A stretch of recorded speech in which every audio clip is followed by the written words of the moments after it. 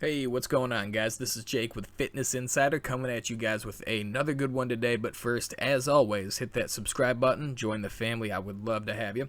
So, first today, guys, we are going to get into photos dropped from Big Ramy days before the Arnold Classic, Ohio. So, if you go back and you look at my assessment of the show, you can see that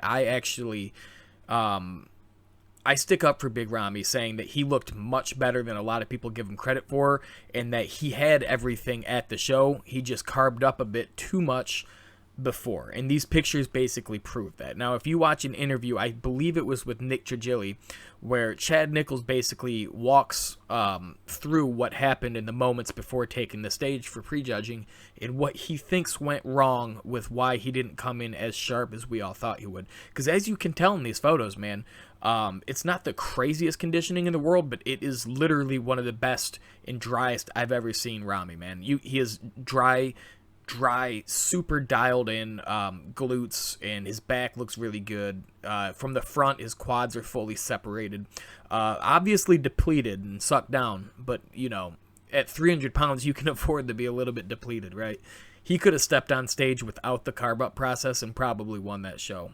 Maybe not won, but still took top three, because I still think being flat, you know, it doesn't do too good for the look. But he has so much muscle that he barely needs the carb up, and he'll look phenomenal.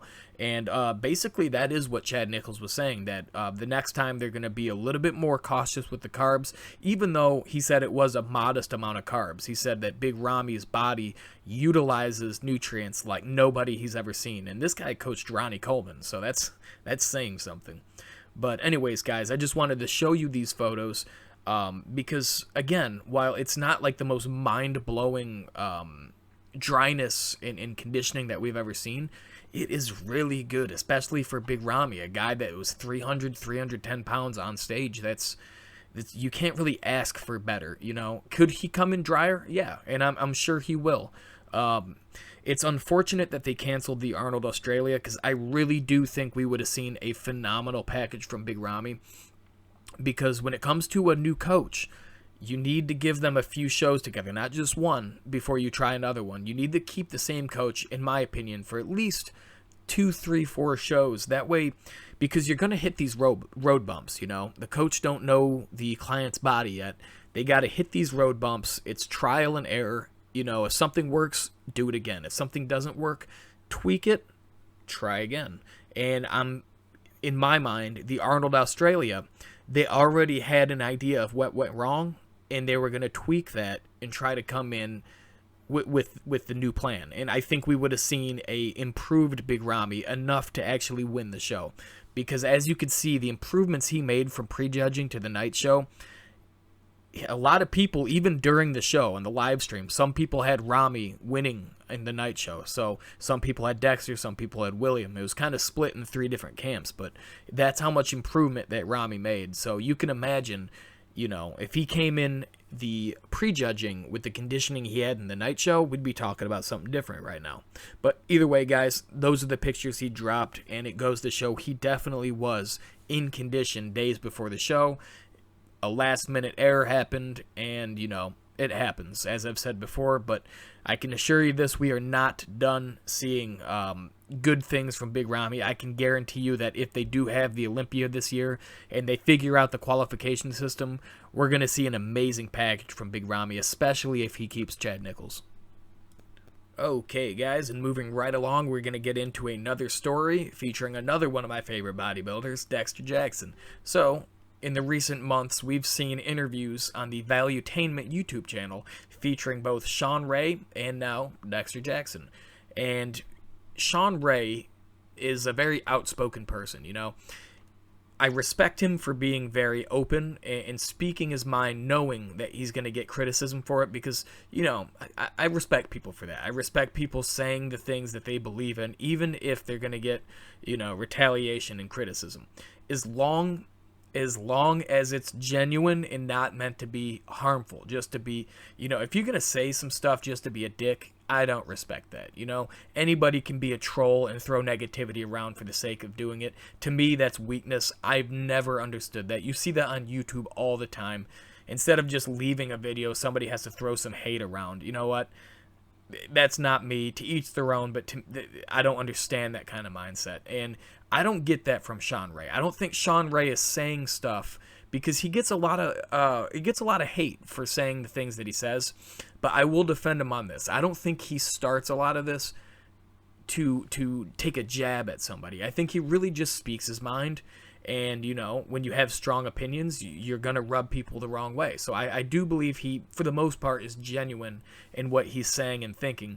But, again, on the flip side of that, even if you are genuine in those beliefs, you are going to have people retaliate. You're going to rub people the wrong way, and you're going to insult people. So you have to be ready to have people retaliate, which, you know what, he stands his ground in debates. So, you know, again, I respect him for that. But in this circumstance, when he said somebody like today's bodybuilders wouldn't be able to stand next to the guys in the 90s, and he basically said that Dexter wouldn't be able to stand next to them either, basically talking about how they competed together and whatever, right?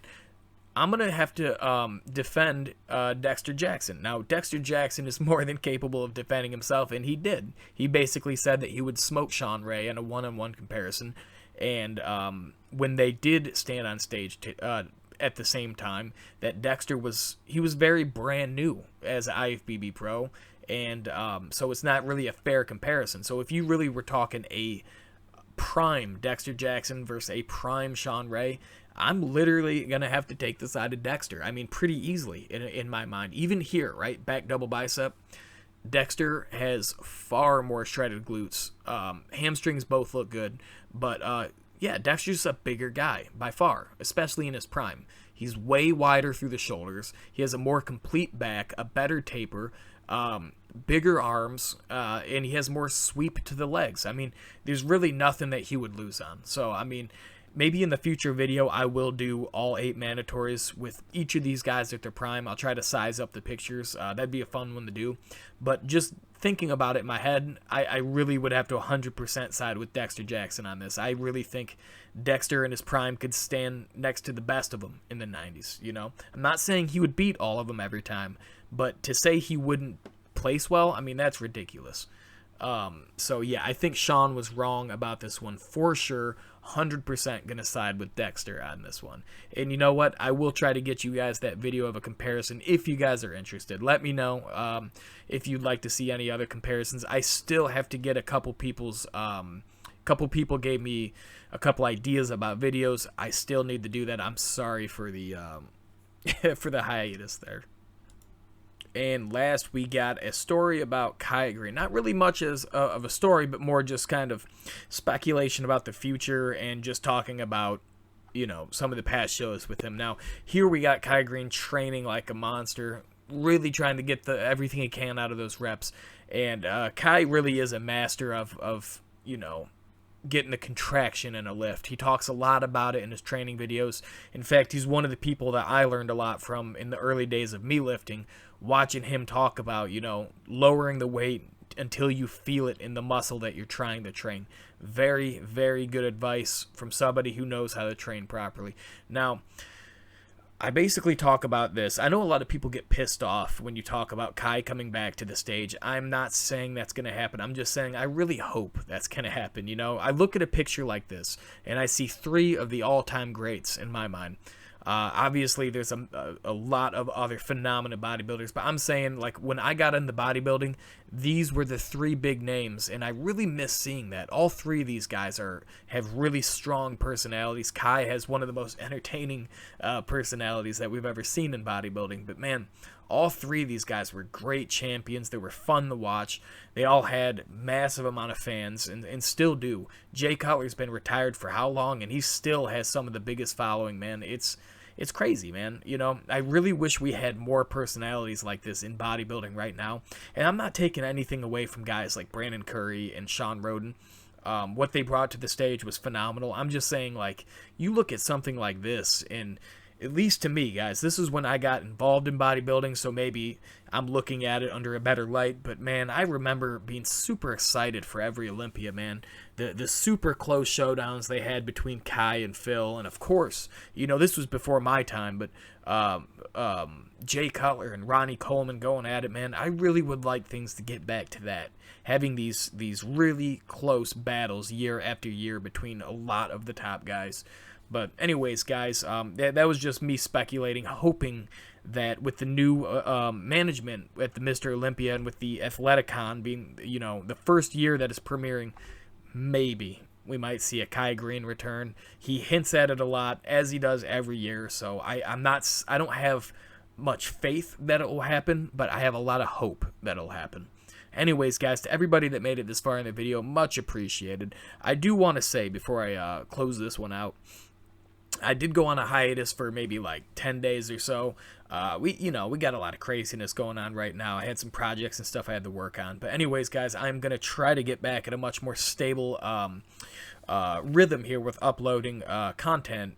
And you know what? There's not as much to talk about now with all the shows being canceled, but you know what? We can go through some of the better competitions from the past, and there's still plenty of stuff to go into. So definitely subscribe if you haven't, and thanks for sticking around. I'll see you guys in the next time.